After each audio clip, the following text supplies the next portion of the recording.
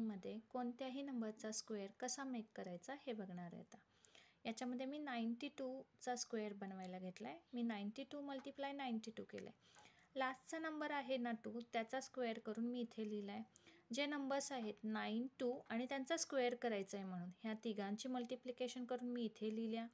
पुढचा नंबर आहे 9, त्याचा स्क्वेअर करून मी इथे लिहिला आहे. आता हा 4 सिंगल आहे तो इथं लिहून घ्यायचा, याचा 6 आहे तो इथं लिहून घ्यायचा आणि हा नंबर आणि पुढचा नंबर यांची ॲडिशन करून इथे लिहून घ्यायची. झाला तुमचा 92चा स्क्वेअर तयार. सेम इथे पण तसंच करायचं आहे. मी 34चा स्क्वेअर बनवायला घेतला आहे.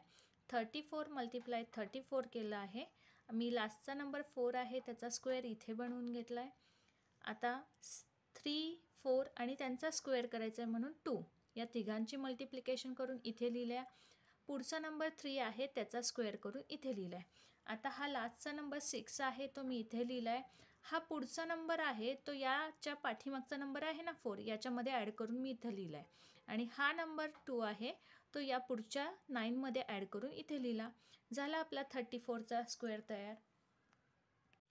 सेम त्याच मेथडने आपण 64चा स्क्वेअर तयार करतो आहे. लास्टचा नंबर 4 आहे त्याचा स्क्वेअर इथे केला आहे. 6, 4 आणि 2चं मल्टिप्लिकेशन इथं लिहिलं आहे आणि 6चा स्क्वेअर करून इथे लिहिला आहे आपण.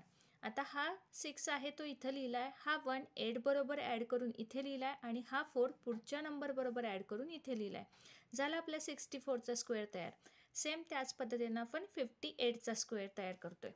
58 मल्टिप्लाय 58 लिहिलं आहे. लास्टचा नंबर 8 आहे त्याचा स्क्वेअर इथं लिहिला आहे. 5, 8 आणि 2 याचं मल्टिप्लिकेशन इथे लिहिलं आहे आणि 5चा स्क्वेअर इथे लिहिला आहे बघा. आता हा लास्टचा 4 आहे तो इथं लिहिला आहे. हा 6 आणि 0 याची ॲडिशन करून इथे लिहिले आणि हा 8 याच्याबरोबर ॲड करून इथं लिहिला आहे. झाला आपला 58चा स्क्वेअर तयार. व्हिडिओ आवडला असल्यास लाईक करा, शेअर करा, सबस्क्राईब करा.